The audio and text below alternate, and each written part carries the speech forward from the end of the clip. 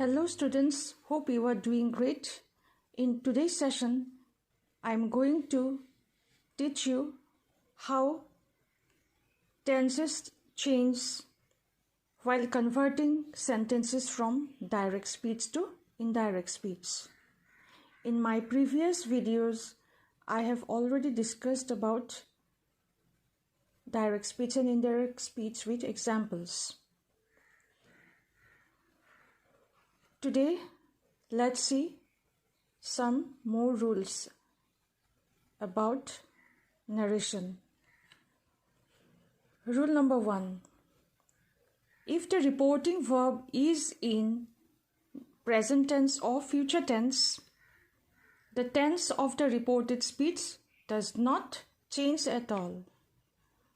Rule 1 মতে reporting verb to যদি present tense বা future tense দিয়া থাকে তেন্তে reported speech tense to একেই থাকিব. It does not change. কেতিয়াও পৰিৱৰ্তন নহয়. যেনে mother says Rita is writing a letter. এই বাক্যটোত mother হৈছে subject. Says হৈছে reporting verb in present tense.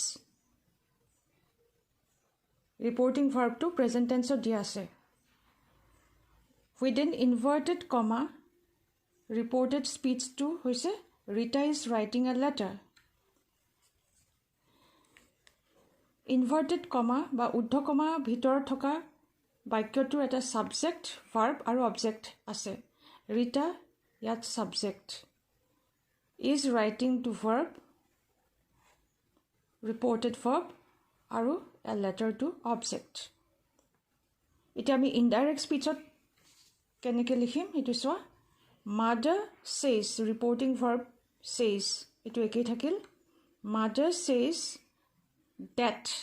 আমি কমা আৰু inverted comma উঠাই that লিখিলোঁ. অ'কে, তাৰপিছত Rita is writing. Is writing to present continuous tense আছে.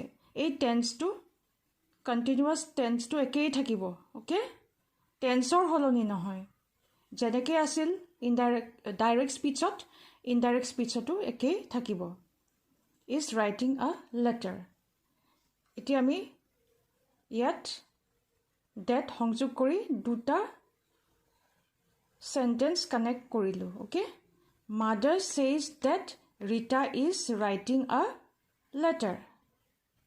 যিহেতু reporting verb to present tenseত আছে সেইকাৰণে reported speechৰ tenseটো কেতিয়াও হলনি নহয়, ই একেই থাকিব.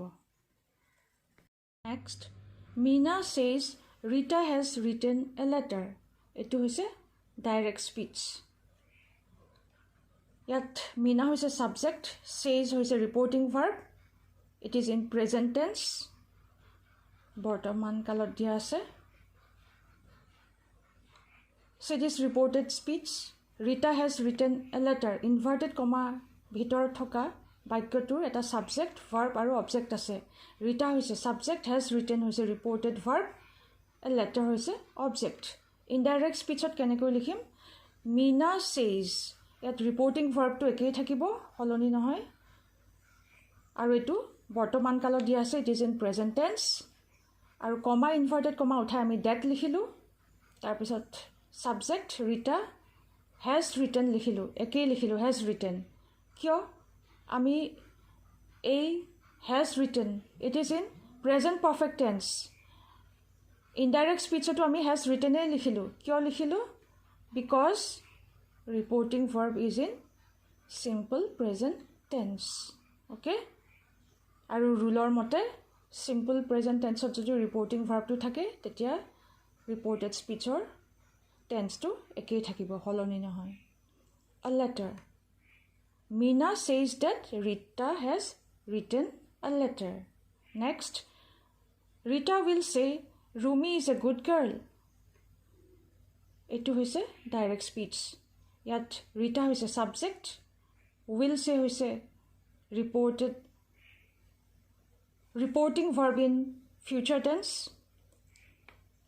আৰু এই ৰিপৰ্টেড স্পীচৰ এটা সাবজেক্ট আছে এটা ভাৰ্ব আৰু অবজেক্ট ৰুমি হৈছে সাবজেক্ট ইজ হৈছে reported verb it is in present tense girl is the object আমি ইনডাইৰেক্ট স্পীচত কেনেকৈ লিখিম চোৱা ৰীতা উইল সে এই ফিউচাৰ টেন্সত দিয়া আছে ওকে আৰু এইটো একেই থাকিব reporting verb will not change Rita will সে তাৰপিছত কমা ইনভাৰ্টেড কমা উঠাই আমি কি লিখিলোঁ কনজাংশ্যন ডেট ওকে ৰুমি ইজ এতিয়া এই ভিতৰৰ টেন্সটো ৰিপৰ্টেড স্পীচৰ টেন্সটো একেই থাকিব ইজ কিয়নো ৰিপৰ্টিং ভাৰ্বটো ফিউচাৰ টেন্সত দিয়া আছে সেইকাৰণে ওকে আ গুড গাৰ্ল আমি এনেদৰে লিখিম Rita will say that Rumi is a good girl next Raju will সে